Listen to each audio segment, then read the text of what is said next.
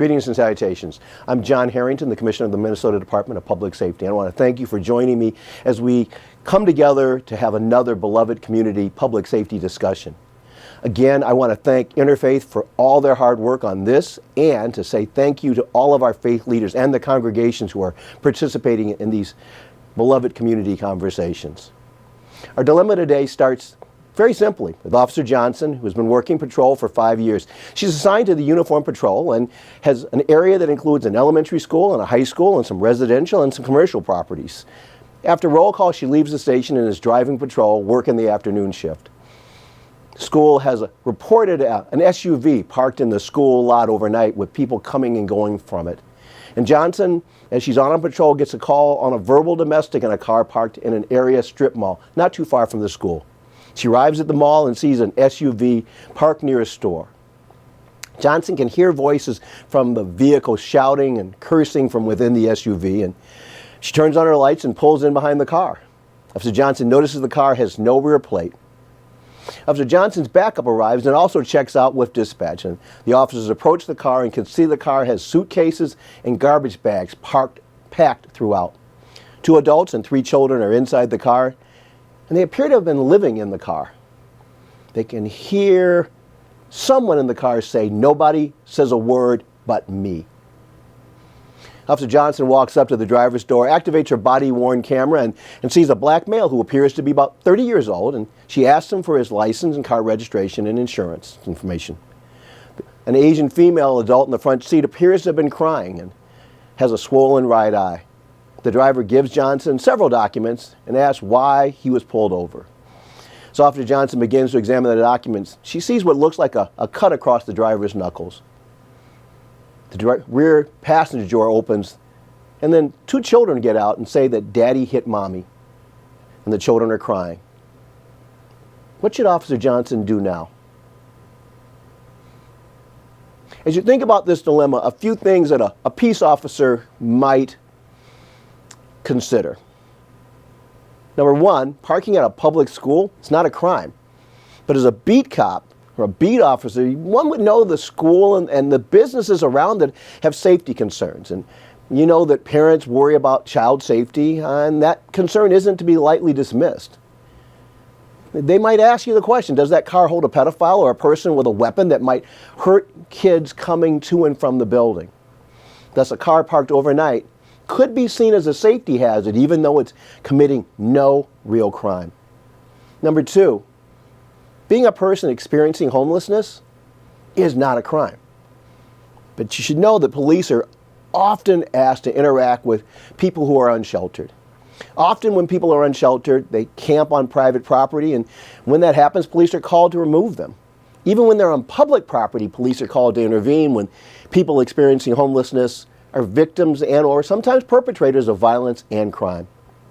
I can remember my officers, when I was at Transit Police, were taking a report from a homeless woman, an unsheltered woman, who had been fleeing domestic violence and been living on one of the LRT trains. She awoke to find herself being molested by a man. The man was also unsheltered. Imagine a life lived without the walls that we all call home. When I was chief, as I said, at Transit, we created a homeless action team dedicated to addressing increasing reports of abuse, including sexual and family violence on trains, including domestic, child abuse, and child welfare, along with elder abuse that occurred on transit, sometimes on the platforms, sometimes in the buses, sometimes on the trains, as I've said. One of my aha moments working with people experiencing homelessness was when we were working on the light rail system. And we found that the trains themselves had become camping grounds, as had the platforms. When my HAT team began trying to find housing options, we confronted what I now know of as the 3 Ps. Shelters don't accommodate pets, property, and sometimes partners. Imagine being a person experiencing homelessness and having to make that Solomon-like decision of which of your children you can bring with you. 16-year-old boys are often not allowed in women's shelters, for example. And your partner, your adult male partner, married or not, is almost always not going to be allowed in that. And family shelters are rare.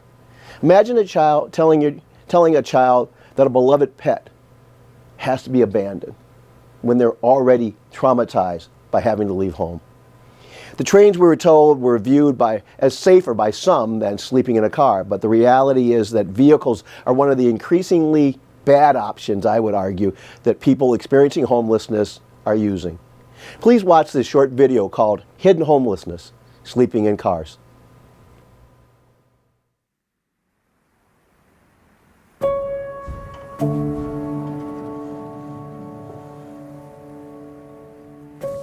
I don't think any day was the same, because we would use our friends and family in their driveway to access power and water to have the van fully functional.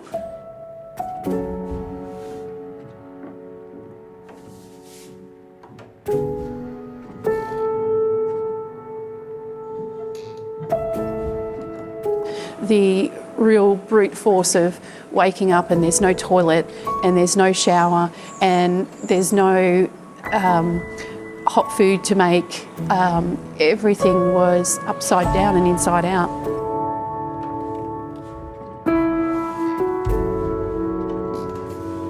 At 19, I joined the military and started off originally driving heavy vehicles. I have now long-term physical and mental health injuries as a result of my service. I needed to run through 5 years worth of treatment to get myself back to where I wanted to be.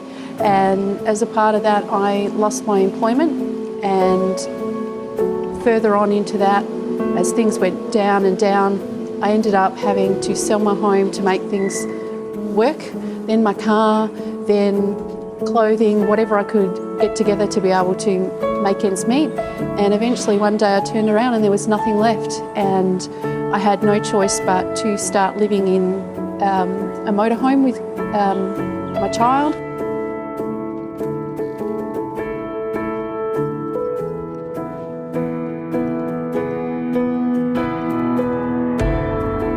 There is so much that is able to, stereotype into someone that is sleeping rough with their sleeping bag, or, their unkempt hair or something because they haven't had a shower today. But not everyone experiences it in that form.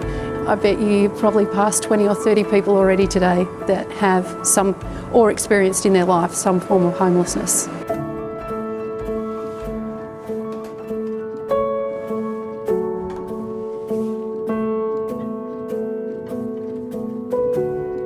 Most people really honestly look at the small group that are located in the city, that are on the sidewalk and sleeping rough in the city, and all that hidden homelessness that people just don't see because it's not right there on the sidewalk, and that it is so much bigger. People are just can't believe that is happening. So if they can't believe it, why sit there and let it happen? We need to be getting other Victorians to support and vote in the right direction to make sure the government keeps their commitment and makes a difference.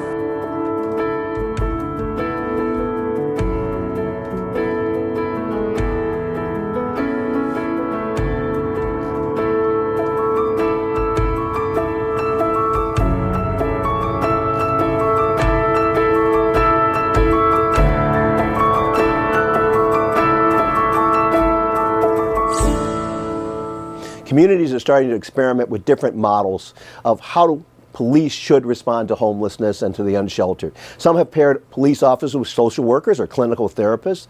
Others have created special units to respond to homelessness calls, such as the HAT team. Or sometimes they forward those calls to non-police crisis teams. With more than 500,000 people living without permanent shelter on any given night in America, these efforts are vital.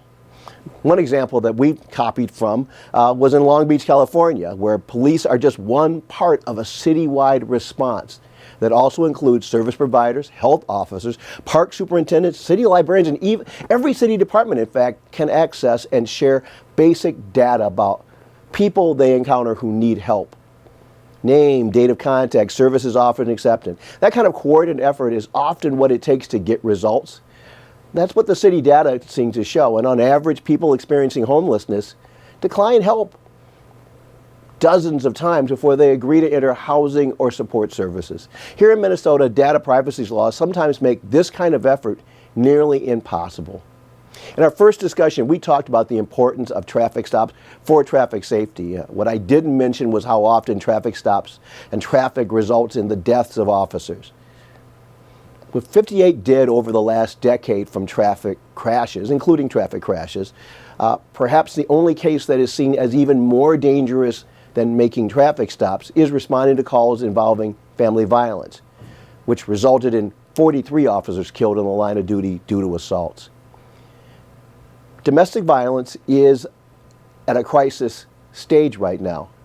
And I'd like you to watch the following video and ask yourself how we as a community can come together as peacemakers and peacekeepers. How police are trained to respond to domestic violence should help you in this discussion.